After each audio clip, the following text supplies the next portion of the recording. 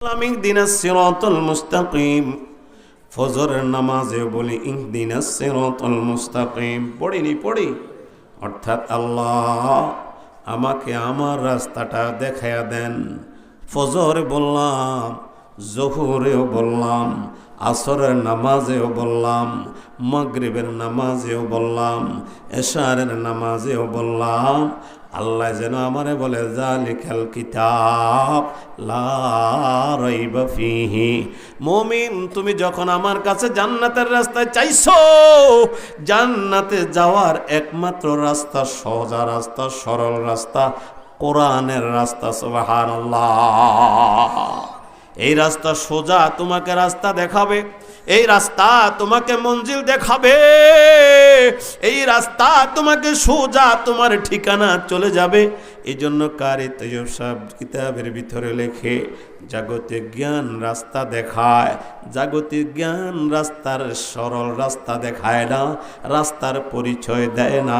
কোরআন এমন একটা জ্ঞান, যে জ্ঞান তোমার রাস্তা দেখায় এবং মঞ্জিল পর্যন্ত পৌঁছায় দেয়। হুদাল্লিল মুত্তাকিন।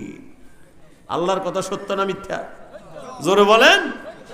এই জন্য আল্লাহর পয়গম্বর বিশ্ব নবী উম্মতরে ডাক দেখো, মুমিন, তলাবুল ইলমি ফরিদাতুন আলা কুল্লি মুসলিম।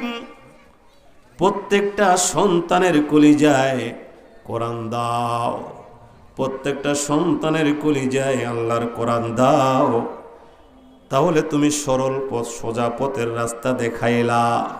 আব্বা, 4টা সন্তান, ছোট ছেলেটা চোখে কম দেখে, ছোট ছেলেটা হাঁটতে পারে না, প্রতিবন্ধী, তারে নিয়ে আইনা মাদ্রাসায় দিলা, বাকি 3টারে তুমি মারুম করলা।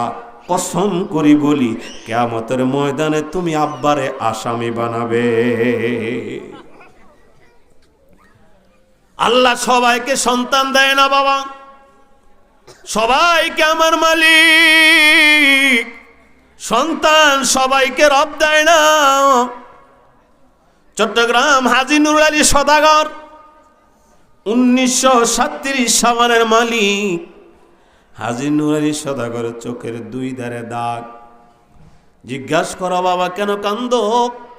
আল্লাহর বান্দা ডাক দেয়া কয়, বাবারে, জিন্দগিতে টাকার অভাব নাই, বাড়ি গাড়ির অভাব নাই, ও দোস্ত, একটা জিনিসের অভাব, আল্লাহ আমাকে আব্বা বলার মতো একটা সন্তান দেয় না, বাবা ডাকার মতো সন্তান দেয় নাই। এ দোস্ত, যার সন্তান আছে বুঝো কেমন মায়া, কেমন দরদ। ছোট্ট মেয়েটা ঘরে গেলে পরে ঘুমায় না, ওর মারা বলে, আব্বু আসবে আমি ঘুমাবো। কেন ঘুমাবি না? তোর আব্বার সাথে সকালে কথা বলিস।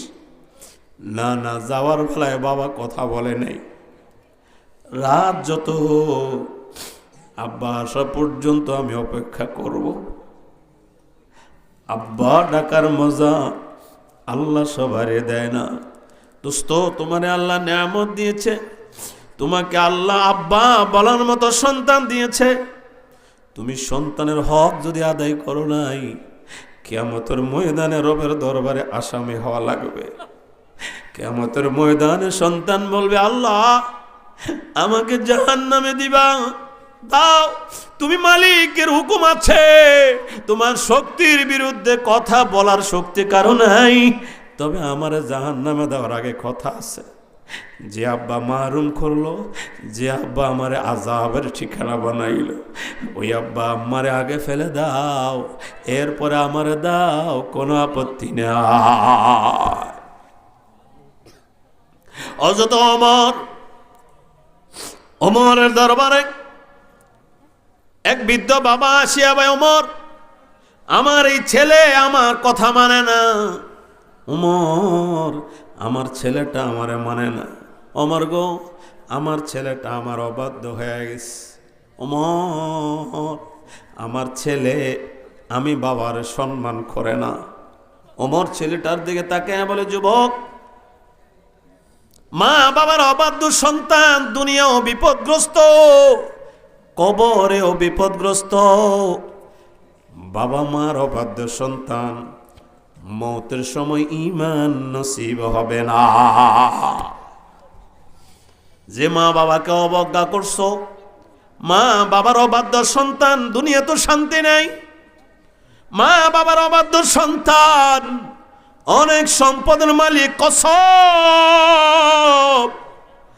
তোর দুনিয়াতেও শান্তি নাই, কবরেও নাই রে দোস্ত। তুমি যদিও দুনিয়ার বহু কিছু পাইছো, জননী মায়ের দোয়া পাও নাই, আব্বার আল্লাহর হাওলা পাও নাই। কসম করি বলি তুমি কিচ্ছু পাও না। হোসনে সিরত গরনা বাসত, হোসনে সুরত হিচে নিস, হোসনে সিরত গরনা বাসদ, হোসনে সুরত হিচে নিস। গোল আগর খুশবু না দারত কাবেলে গোল জারনিস, গোল আগর খুশবু না দারত কাবেলে গোল জারনিস।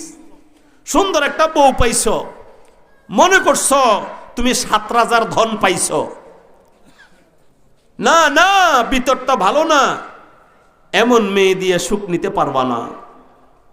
বাগানে বিশাল ফুল ফুটেছে, গ্যারান নাই, বাগানের মালিক ওই ফুলের তেমন কদর করে না, ঠিক কিনা বলেন না? আল্লাহর কাছে ওই বান্দার দাম যার ভিতরটা ভালো, কলবটা পরিষ্কার, সুন্দর চেহারাও একটা বিবি আনছ, ওইটাকে পাইয়া মা বাবারে ভুলে গেছ। রব্বে করিম তোমাকে দুনিয়াতে অশান্তি রাখবে, কবর জগতেও তোমার ঠিকানা জাহান্নাম। আমি আমার মূল বিষয় ফিরে যাই। খলিফা ওমর ডাক দেখো, যুবক তোর আব্বা বলছে তুই নাকি বাবার কথা মানুষ না। যুবক ডাক দেখো, খলিফা ওমর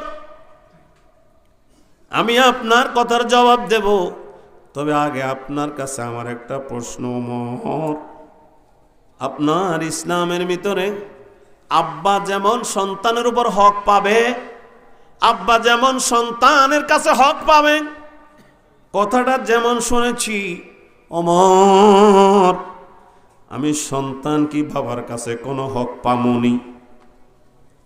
ওমর আপনি পয়গম্বরের সচ্চা খলিফা। ওমর পয়গম্বর ডাক দিয়া বলেন, আমার পরে যদি কেউ নবী হইতো, খলিফা ওমর নবী হইয়া আসতো। ওমর আপনার সম্পর্কে আল্লাহর পয়গম্বর ডাক দিয়া বলছে, গো আপনি জমিনে বসে কল্পনা করেন আসমান থেকে আল্লাহর ওহী জমিনে আসে। ওমর আপনার পজিশন অনেক বেশি, আপনার কাছে জানতে চাই আব্বা আমার কাছে হক পাবে, কথাটি সত্য? সরি বললাম, আর আব্বার সাথে এমন অপরাধ করব না। তবে ওমর জানতে চাই আমি সন্তান কি আব্বার কাছে কোনো হক পামনি? আল্লাহর হস্তে একটু বলে দাও। আমরা মিম্বরগুলাতে যখন বয়ান করি আব্বা আম্মার অনেক হক আমার কাছে, কথাটার বর্ণনা হয়, কিন্তু সন্তান বাবার কাছে হক পাবে কিনা এই ওয়াজ বন্ধ হয়ে গেছে।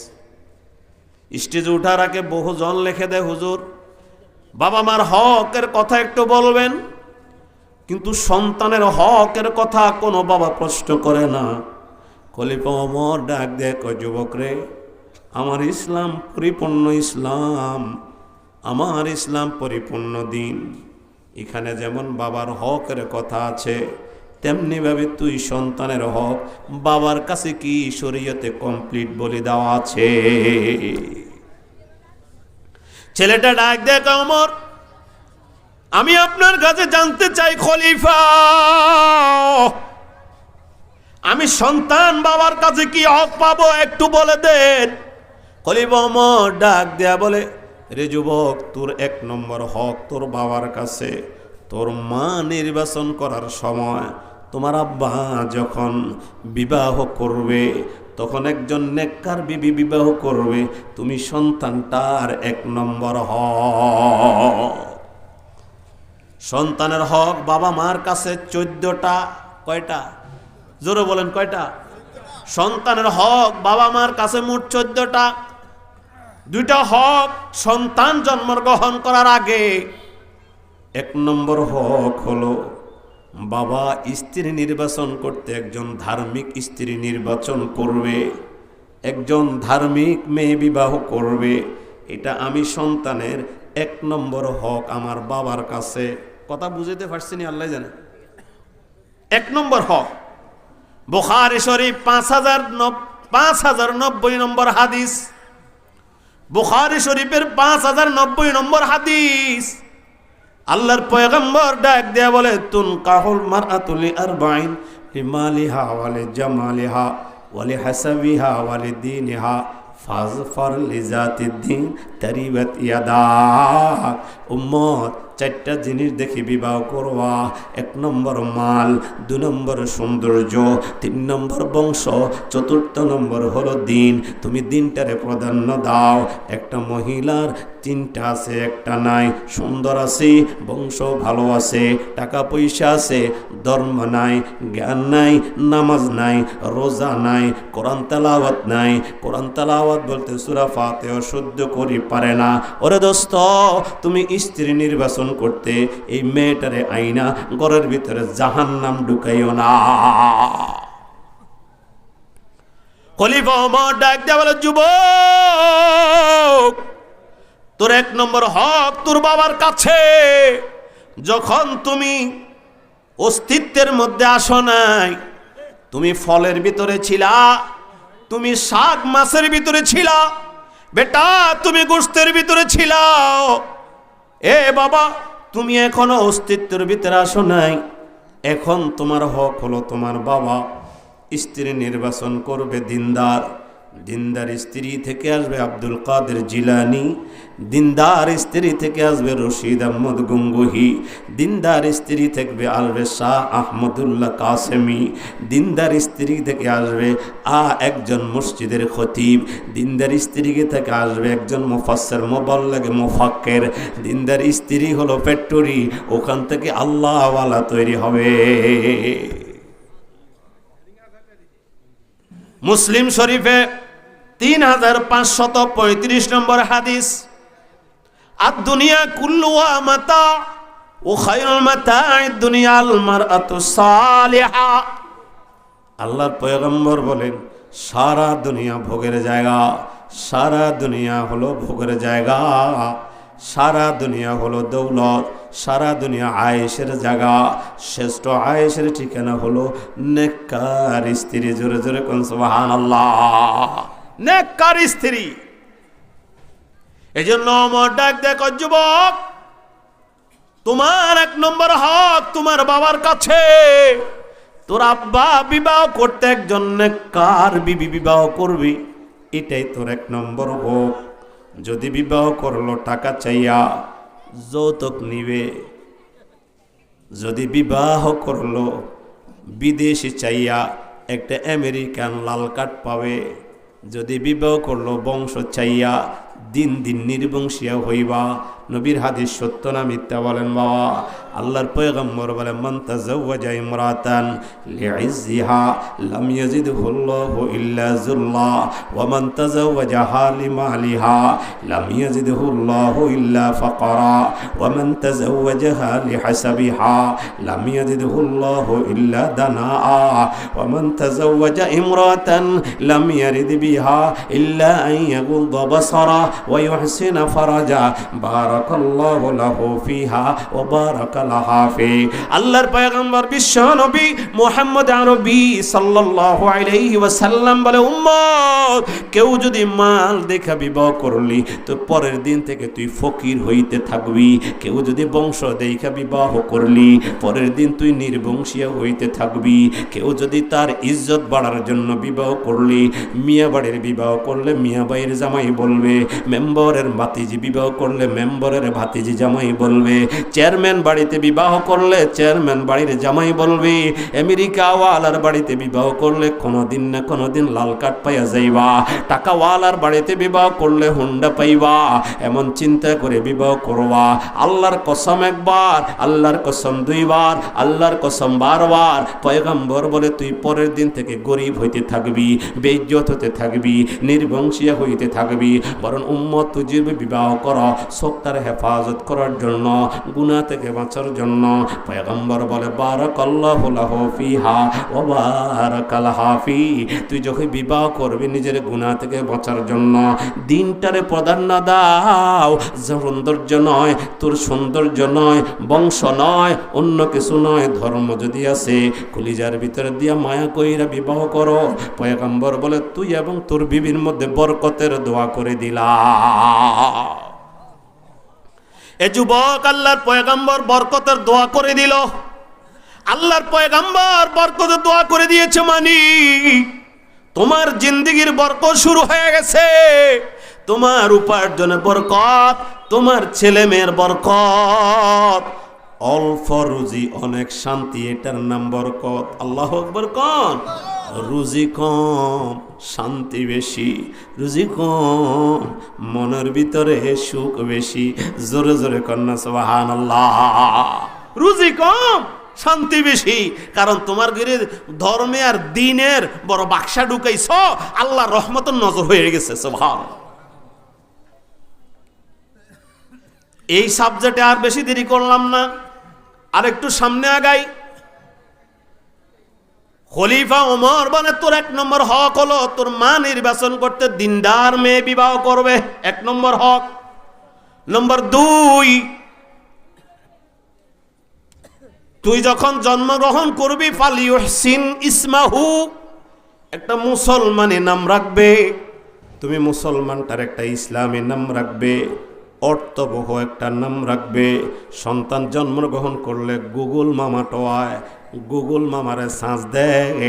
এবার সন্তানের নাম রাখে টল্টু বল্টু, ঠাডা গজব, দুনিয়ার নাম বেজ্ঞান টোয়াই টোয়াই রায়। মসজিদের ইমাম সাহেব কইলে পছন্দ হয় না। গত কয়েকদিন আগে আমার কাছে একটা ছেলে হয়েছে, নাম রাখার লাই লিস্টি পাঠাইছে। আমি কয়েকটা লিস্টি দিলাম কোরআন হাদিস ভিত্তিক। ও হুজুর, এগুলো তো পুরান মডেল, নতুন কিছু নাম দেন না। নতুন নাম বাপ্পি, নতুন নাম টল্টু, নতুন নাম বল্টু, নতুন নাম ঠাডা, নতুন নাম আকাশ, নতুন নাম বাতাস। নাই রে রায়নি কর না। আরে মুসলমান, রুচি কই, রুচি কই। অথচ ইসলাম মতে একটা নাম রাখলে এই নামের উসিলায় বহু বাবা মা জান্নাতি, বহু মা বাবা এই নামের উসিলায় জান্নাত হয়ে যাবে। এবার খলিফা ওমর বলে যুবক, তোমার 3 নম্বর হক তোমার বাবার কাছে। ও আদাবাহু, আল্লাহু আকবার, ও আদাবাহু।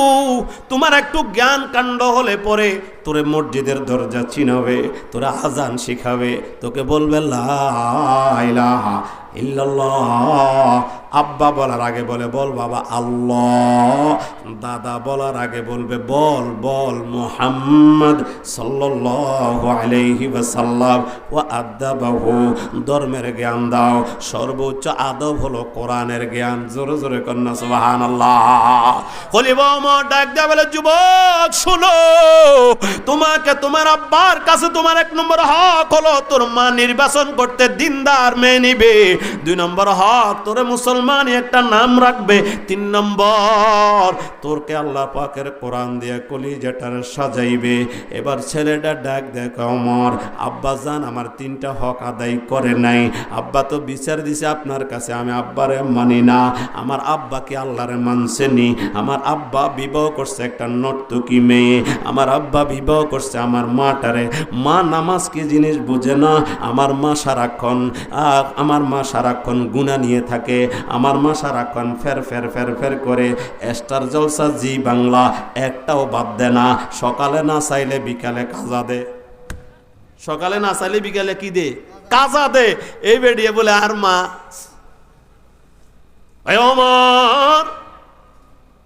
আমার মা নির্বাচন করতে আব্বা সুন্দর চেহারা পলা করেছে। মার কলিজা আল্লাহর প্রেম আসেনি, দেখে নাই। আমার মা নির্বাচন করার সময় কোরআন জানেনি। আমার আব্বা মোটেও খেয়াল করে নাই। বর্তমান সমাজে যুবকরা বলছে বাবা, বৃদ্ধ বাবারা তো আর বিবাহ করবে না, করলে অসুবিধা কি, সারিকা তো করানো যায়, কি কন?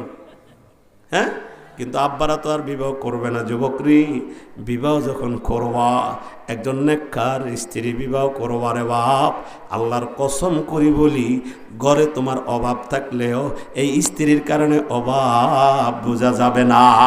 হসনে সিরত গরে না বাসদ হসনে সুরত হিচে নিজ, হসনে সিরত গরে না বাসদ হসনে সুরত হিচে নিজ, গোল আগর খুশবু না দারদ কাবেলে গোল জারনি। খালি সুন্দর হইলেই বনি মিয়া, ভিতরটা তো ভালো না। এই যে আমগো নোয়াখালী ভাষা একটা কথা কয়, নদীর পানে গোলা ভালো, জাতের মেয়ে কালো ভালো, কয়নি মিয়া? জাত যার ভালা, কালা হইলে কিসে, ভিতরে কলিজাটা তো সাদা। সুবহানাল্লাহ। খলিফা ওমর বলে, যুবক, তোর আব্বা বুঝি তোর 3টা হক আদায় করে নাই না ওমর? আব্বা 1 নম্বর আমার মা নির্বাচন করতে একজন দিনদার আনে নাই, 2 নম্বর আমার নাম মুসলমানি নাম রাখে নাই, নম্বর 3 আমার মা জান আমাকে দিন শিখাই নাই, কোরআন কি জিনিস বুঝাই নাই। খলিফা ওমর ডাক দেয়া করে, রে বাবা, তুমি সন্তানের বাবা হওয়ার অধিকার রাখো না, তুমি এমন বাবা সন্তানের আব্বা হওয়ার অধিকার রাখো না, কিয়ামতের দিন তোমার সন্তান তোমার বিরুদ্ধে আপিল করবে। নাউজুবিল্লাহ। আল্লাহর পয়গম্বর বিশ্ব নবী বলে, মান করাল কোরআনা ফাস্তাযহারাহু ফাআহাল্লা হালালাহু ওয়া হারামা হারামাহু আদখালাহুল্লাহুল জান্নাহ। কোন সন্তান মাদ্রাসায় পড়াইলো, মাদ্রাসার দিন শিখলো, এই ছেলেটা যখন দিন শিখলো, আমল করলো, পয়গম্বর বলে জান্নাতের যে দরজা ইচ্ছা প্রবেশ করতে পারবা। আরেক জায়গায় আল্লাহর পয়গম্বর বলে, মান করাল কোরআনা ওয়া আমিলা বিমা ফিহি উলবিসা ওয়ালিদাহু তাজান ইয়াউমাল কিয়ামাহ।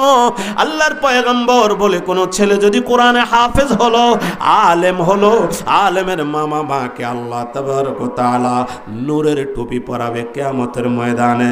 রে বাবা, কিয়ামতের মাঠ অন্ধকারাচ্ছন্ন, ওই মাঠে মা বাবার মাথায় নূরের টুপি পরাবে। পয়গম্বর ডাক দেয়া বলে, জহু আহসানু মিন জওই শাম।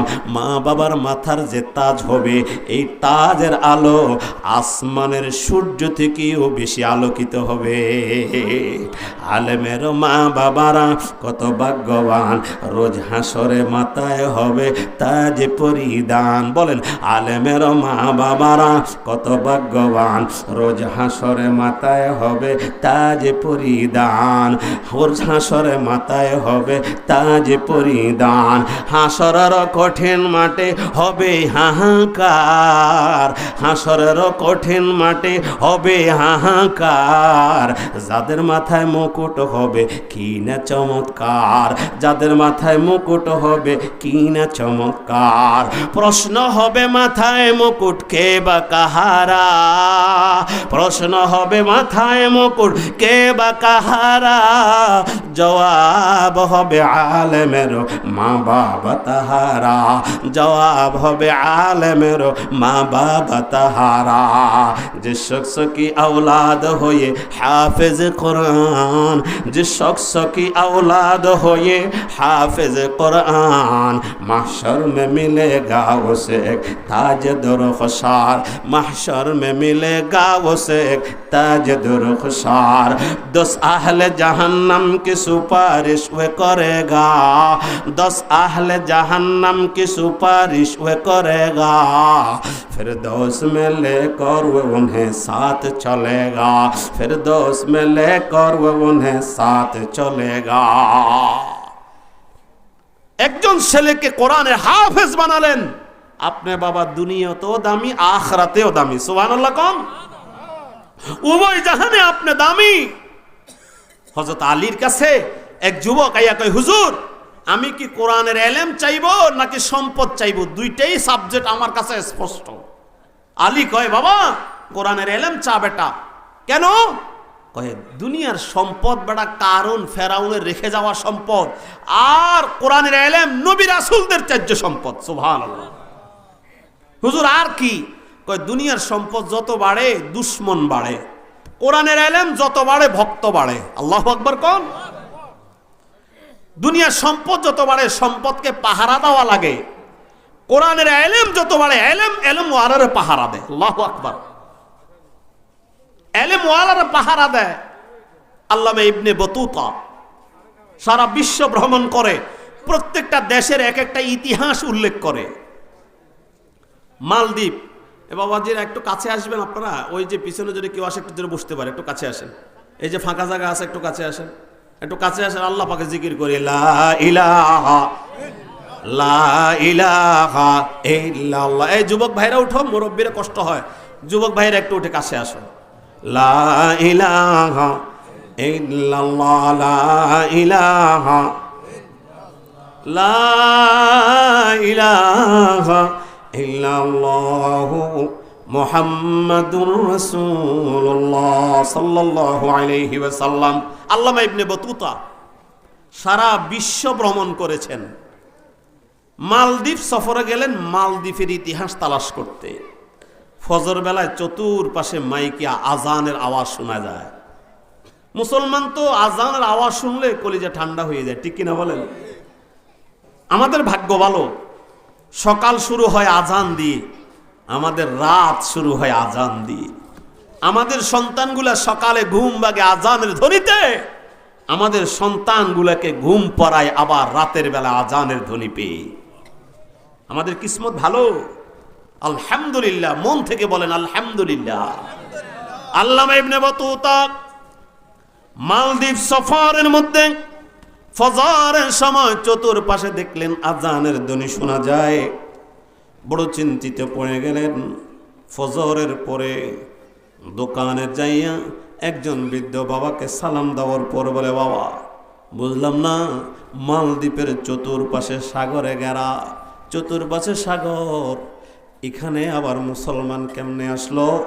এই জায়গাতে মুসলমানদের আজানের ধ্বনি শোনা যায়। জানতে চাই মালদ্বীপ এরিয়ায় মুসলমান আসার ইতিহাস কি বলে দেন। বৃদ্ধ বাবা চোখের পানি ছেড়ে দিয়ে আমার, এ ইবনে বতুতা, আমি আমার বাবা থেকে ইতিহাসটা শুনেছি।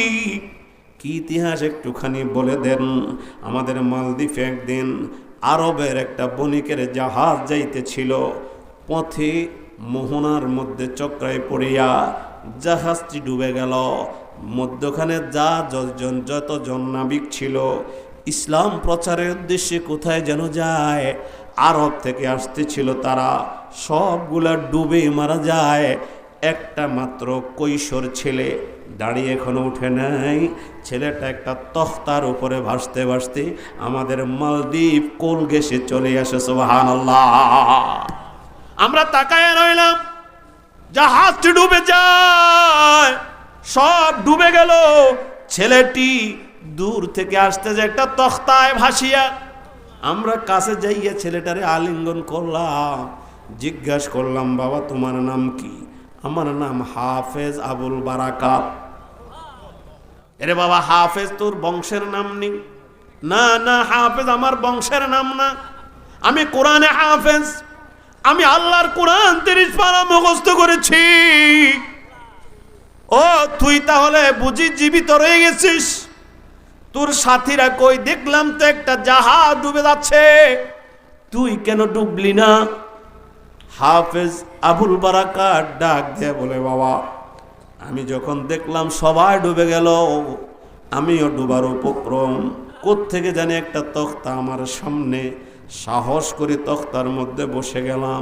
চতুর্পাশের ঢেউ, কে যেন নিজ দিয়ে হাতে আগলাইয়া রাখলো, আমি তোমাদের স্থান পর্যন্ত সালামতে এসে গেছি। সুবহানাল্লাহ।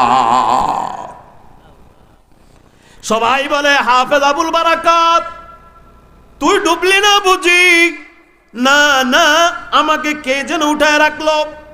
একজন বৃদ্ধ মা পিছন থেকে ডাক দিয়ে কই, ছেলেটির চেহারার মধ্যে অনেক মায়া, ছেলেটার খাওয়ার প্রয়োজন, ক্লান্ত শ্লান্ত চেহারা দেখা যায়, দে দে ছেলেটারে আমার ঘরে উঠা দে, আমার ঘরে খাওয়ার আছে, তোরা কেউ খাইতে দেশ আর না দিস, ছেলেটারে আমার ঘরে উঠাইয়া দে। হাফেজ আবুল বারাকাত রে মহিলাটা নিয়ে গেল।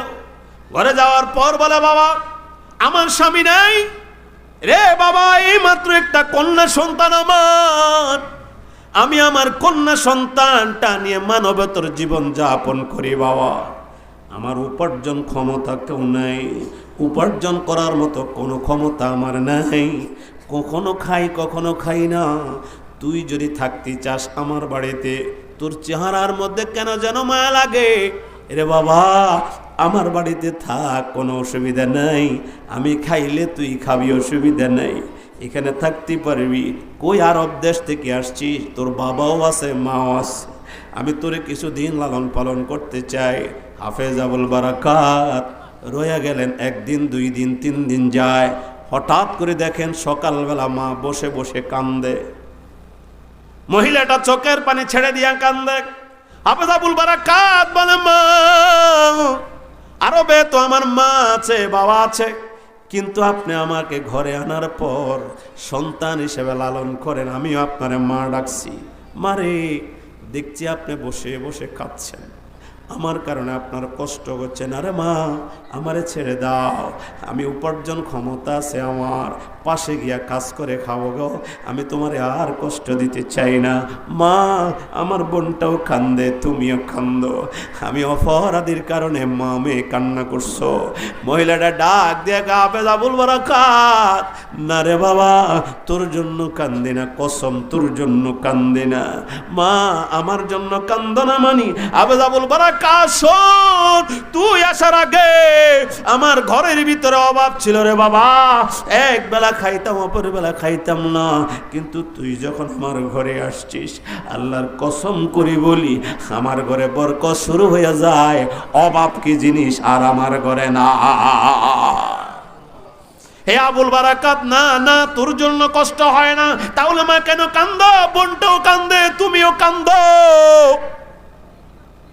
বলে, দেখ বাবা, দরজার বাইরে পুলিশ দাঁড়ানো। মা, পুলিশ কেন দাঁড়ানো? আমার দেশের নিয়ম হলো প্রত্যেকটা বছর এমন সময় সরকারের পক্ষ থেকে টোকন দেওয়া হয়, যার কন্যার নামে টোকনে নাম ওঠে রে, ওই কন্যাটারে সন্ধ্যাবেলায় সাজায়া গোছাইয়া তাদের চিতায় নিয়ে রাখে, ওই সমুদ্রের পাশে মন্দিরে নিয়ে রাখে। সকালবেলা লাশ হইয়া যায়, মেয়েটারে জলদস্যু এসে মেরে ফেলে, সকালবেলা তার লাশ নিয়ে রাজ দরবারে হস্তান্তর করা হয়, জ্বালিয়ে দেওয়া হয়। নিশ্চিত মৃত্যুর খবর পাইয়া আমি মা হিসেবে টিকে থাকতে পারলাম না। হাফেজ আবুল বারাকাত, আমার স্বামী মারা যাওয়ার পর আমি নিজের যৌবনরে বিসর্জন দিলাম এই কন্যাটার মায়ায়। আমার মেয়েটারে আরেকজন দুরসারু করবে, আমার মেয়েটারে আরেকজন অবজ্ঞা করবে, অপসৃত করবে। মেয়েটারে কলিজা লাগাইয়া আমি আর বিবাহর পিড়িতে বসি নাই রে বাবা। আজকে যখন সরকারের পক্ষ থেকে টোকন আসলো, আমার মেয়েটারে কি করি আমি ছেড়ে দিই, এই জন্য বইয়া বইয়া কান্দি, তোর বোনটাও কান্দে। হাফেজ আবুল বারাকাত ডাক দেয়া কয়, মা, না না, আমার বোনটারে দিও না। কি করব বাবা? ও মা, আমার সাজাইয়া গুছাইয়া দাও, আমি মন্দিরে যেয়ে বইয়ে থাকবো, সকালবেলা মরলে আমি মরবো। মহিলাটা ডাক দেয় কয়, না রে বাবা, তুই আরেকজনের সন্তান, তোর কারণে আমি কত শান্তিতে আছি, নিশ্চিত মৃত্যুর কোলে তোরে ঠেলে দিতে পারি না। হাফেজ আবুল বারাকাত বলে, মা, মুসলমান আল্লাহ ছাড়া কারোরে ভয় করে না। এ মা, মুসলমান আল্লাহ ছাড়া কারোর ভয় করে না। আর মা, আমার কলিজার ভিতরে আছে 30 পারা কালাম। না মা, আমার কালাম আমার পাওয়ারা দিবি, আল্লাহর নবীর কথা সত্য, আমার সাজায়া দাও। মহিলাটা ডাক দেয় কয়, না বাবা, পুরুষ নিবে না, ওরা মন কন্যা সন্তান নিয়ে যায়। মা, বোনের কাপড়গুলো আমারে খুইরা পরাইয়া দেন, আমার সাজাইয়া মেয়ের মতো কইরা পাঠাইয়া দেন। বাধ্য করার পর পাঠাইয়া দিলেন, পুলিশের হাতে ছেড়ে দিয়া মহিলাটা ঘরের কোণে বয়া বয়া কান্দে। কলিজার ধনটা বুঝি আজকে বের করে দিলাম। মেয়েটা ছেলেটা চলে গেল, রাতের বেলায় থাকলো, সকাল বেলা পুলিশ কনস্টেবল হইয়া দেখে একটা যুবক আজকে চিতার ভিতরে বসা। এই অবস্থা জিজ্ঞাসা করে, তুমি কে? বলে, আমার নাম হাফেজ আবুল বারাকাত। আরে কালকে সন্ধ্যায় তো একটা মেয়ে রেখে গিয়েছিলাম, এখন তুমি ছেলে কিভাবে বইয়া আনলা? কয়, না, ঘটনা ঘটনা এমন না। বিস্তারিত খবরের পরে বলে আমি একটা পুরুষ। আরে তুমি কোত্থেকে আসলা? আমি হাফেজ আবুল বারাকাত, আমার কলিজার ভিতরে 30 পারা কালাম। আরে তুমি মরলা না কেন? এই কথা এখানে বললে হবে না, রাজপ্রাসাদে চলো, ঘটনা কিন্তু ঘটাইয়া দেমো। রাজপ্রাসাদে যাইয়া ডাক দিয়ে কলে, রাজা ও মহারাজা, আমাকে যখন মন্দিরে রাখা হলো, রাত সন্ধ্যা বেলায় শুরু করলাম বিসমিল্লাহির রহমানির রহিম, আলহামদুলিল্লাহি রাব্বিল আলামিন, আর রহমানির রহিম, মালিক ইয়াউমিদ্দিন, ইয়াকা না'বুদু ওয়া ইয়াকা নাস্তাঈন। পড়তে পড়তে পড়তে পড়তে 114 সূরার ভিতরে সূরা ইয়াসিন তেলাওয়াত শুরু করলাম। জলদস্যু আসতেছে দেখলাম, জোরে জোরে সূরা ইয়াসিন পড়া শুরু করলাম। দূরে সরে গেল, আল্লাহ আমাকে হেফাজত করেছে। সকাল বেলা যখন হয়, আলো যখন দেখা যায়, আমার পুরা কোরআন শরীফ এক খতম শেষ হয়ে যায়। जिस शख्स ने कुरान को सीने में बसाया, जिस शख्स ने कुरान को सीने में बसाया, फिरदौस मुअल्ला में मौका अपना बनाया, फिरदौस मुअल्ला में मौका अपना बनाया। রাজা ডাক দেয়, কয় তোর নাম কি? বলে আমার নাম হাফেজ আবুল বারাকাত। রে বাবা, প্রত্যেক বছর এমন সময় আমার দেশে কান্নার রোল পড়ে যায়। নিজের কন্যাটারে বিসর্জন দেওয়ার পর মা নিথর দেহ নিয়ে এখান থেকে চলে যায়। বগু মা বুক চেপে আবার মরে গেছে। রে যুবক, তুই কোত্থেকে আইলি? জীবিত রয়ে গেলি, মরলি না কেন? আমি সারাটা রাত কোরআন তেলাওয়াত করেছি। কোরআন মানুষে পাহারা দেয়। এ যুবক, তুই যদি সত্য হয়, তোর কোরআন যদি সত্য হয়, আজকে আমি রাজদরবার থেকে ঘোষণা করলাম, হাজার হাজার শ্রোতা নিয়ে পড়লাম লা ইলাহা ইল্লাল্লাহ, লা ইলাহা ইল্লাল্লাহ, লা ইলাহা ইল্লাল্লাহ, লা ইলাহা ইল্লাল্লাহ, মুহাম্মাদুর রাসূলুল্লাহ সাল্লাল্লাহু আলাইহি ওয়াসাল্লাম। হাফেজ আবুল বারাকাত একজনের দাওয়াতে, কোরআন শরীফের আওয়াজে সারা মালদ্বীপের মানুষ মুসলমান হয়ে যায়। আল্লামা ইবনে বতুতা কিতাবের ভিতরে লেখে, এক হাফেজ কোরআনের কি পাওয়ার, সারা এলাকায় ইসলামের ঘন্টা চালায়া দেয়। আমার দেশেও, এই দেশের সংস্কার করতে চাও যারা, এই দেশের সংস্কারে আল্লাহর কোরআন ছাড়া বিকল্প কিছু হতে পারে না। কোরআন শরীফকে মাইনাস করে, ধর্মীয় জ্ঞানকে মাইনাস করে, আল্লাহর কসম এই দেশে কখনো শান্তির আশা করতে পারি না। আমরা তো আশাবাদী, দোয়া করি, চোখের পানি ফেলছি। এই দেশের সংসদে ইনশাআল্লাহ আল্লাহর কোরআনের আইন হবে। জোরে কন্যা সুবহানাল্লাহ। বেশি দূরে নয়, এই দেশের রাষ্ট্রীয়ভাবে ইসলামী হুকুমতের ঝান্ডা দেখতে পাবেন। দোস্ত, লাল সবুজের পতাকাকে আমরা বক্ষে ধারণ করেছি, তাই বলি আল্লাহর কোরআনকে দূরে রেখে নয়। আল্লাহর কসম করে বলি, কোরআন সারা সর্বসেক্টরে ফিটিং করলে পরে লাল সবুজের এই পতাকার এই বাংলাদেশ ৫৬,০০০ বর্গমাইলের মানুষ শান্তি পাবে, নিশ্চিত, কোনো সন্দেহ নাই। চলুন আল্লাহর কোরআনকে প্রত্যেকটা সেক্টরে দাওয়াত দিয়ে পৌঁছেই দিই। রাজি আছি বাবা? জোরে বলেন, রাজি আছি। আপনাদের বেতাগাঁও ইসলামিয়া মাদ্রাসা কোরআনের তালিম হয়, ধর্মীয় জ্ঞান দেওয়া হয়, আদর্শ মানুষ বানানো হয়, আদর্শ সমাজ গঠন করা হয়। সকালবেলা সূরা ইয়াসিনের তেলাওয়াতের কারণে আসমান থেকে রহমত বৃষ্টির মতো নাজেল হয়। সুবহানাল্লাহ। কোন সকালবেলা এই মাদ্রাসায় সূরা ইয়াসিনের তেলাওয়াত যখন হয়, এই এলাকার মাটির নিচে মুর্দারা শান্তি পায়। আল্লাহু আকবার বলেন। এই এলাকার মানুষগুলোর উপর আল্লাহর রহমত আসে, বরকত আসে। এই মাদ্রাসাটা আমাদের জন্য রহমত না বাবা? কারা কারা বলেন রহমত? হাত তোলে তো দেখেন। নারায়ে তাকবীর, নারায়ে তাকবীর। আল্লাহ কবুল করেন। একটু বলেন, প্রতিষ্ঠানটা আমাদের, এটা বলেন তো, প্রতিষ্ঠানটা আমাদের বলেন। আমার শেখ ও মুর্শিদ হযরত মুফতি শাহ হুজুর আহমদুল্লাহ শাহ হুজুর বলেন, আমাদের নয়, প্রতিষ্ঠানটা আমার। বলেন, প্রত্যেকজনে বলেন, প্রতিষ্ঠানটা আব্বা বলেন না প্রতিষ্ঠানটা আমার, এই প্রতিষ্ঠান আমার বলছেন তো, প্রতিষ্ঠানের আহাল হয়ে গেলেন।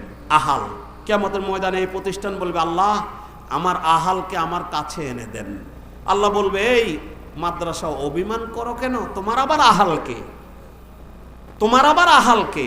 তো এই প্রতিষ্ঠানের জবান খুলে বলবে, আল্লাহ ওই যে জাহান্নামের দরজায় আব্দুল করিম মুখটা বাঁকা করে দাঁড়াইয়া রয়েছে, কলিজা ফেটে যাচ্ছে, চোখের পানি জড়ছে, আল্লাহ এই আব্দুল করিমই আমি মাদ্রাসার জন্য জায়গা দিয়েছে, স্থান দিয়েছে, টাকা দিয়েছে, মাহফিলে চাঁদা দিয়েছে, ছাত্র দিয়েছে, আর কিছু করে নাই, হুজুরদেরকে 3 বেলা খাওয়ার 1টা বেলার ব্যবস্থা রেখেছে। ও আল্লাহ, ও আব্দুল করিম জাহান্নামের দরজায় অসহায়, আমাকে 2টা ডানা দেন, 2 ডানাতে এদেরকে সাওয়ার করে দেন, আমি উড়াল দিয়ে জান্নাতে চলে যাই। প্রতিষ্ঠান আমাদেরকে আহাল বলে জান্নাতে নিবে। আল্লাহ কবুল করুন, সকলে বলি আমিন। বাবাজি, প্রতিষ্ঠান আল্লাহ শকর, আমি মনে হয় আরও কয়েক বছর আগে আসছিলাম, আগের থেকে এই প্রতিষ্ঠান এখন অনেক উন্নত, আলহামদুলিল্লাহ বলেন, অনেক উন্নত। আমি অবকাঠামো দেখতে পেরেছি, আমরা প্রতিষ্ঠানে ঢুকলে বুঝতে পারি আলহামদুলিল্লাহ, আল্লাহ এমন একটা নজর বড় ওয়ালাদের নজরে দিয়েছেন, পরিবর্তন হয়েছে এটা দেখলেই বোঝা যায়। এবং হুজুরের কাছে শুনেছি একটা ভবনের কাজ শুরু হয়েছে, অর্থের অভাবে কাজটা স্থগিত। কিয়ামতের ময়দানে প্রতিষ্ঠান যদি বলে, আল্লাহ লক্ষ লক্ষ টাকার মালিক ছিল অনেকে, এদের টাকা ব্যাংকে অলস পড়েছিল, প্রতিষ্ঠান ঋণগ্রস্ত, প্রতিষ্ঠান টাকার অভাবে কাজ চলে না, আল্লাহর কাছে যদি ফরিয়াদ করে, আমরা জবাব দেওয়ার ভাষা থাকবে না। চলুন প্রতিষ্ঠানের অবকাঠামো উন্নয়নের জন্য, ঋণ পরিশোধের জন্য কয়েক মিনিটে আমি আপনাদেরকে একটু বিরক্ত করব, অনুরোধ করছি। আমার হাতে আর 15টা মিনিট সময় আছে, এর ভিতরে এই প্রতিষ্ঠানের উন্নয়নের জন্য, প্রতিষ্ঠানের ঋণ পরিশোধের জন্য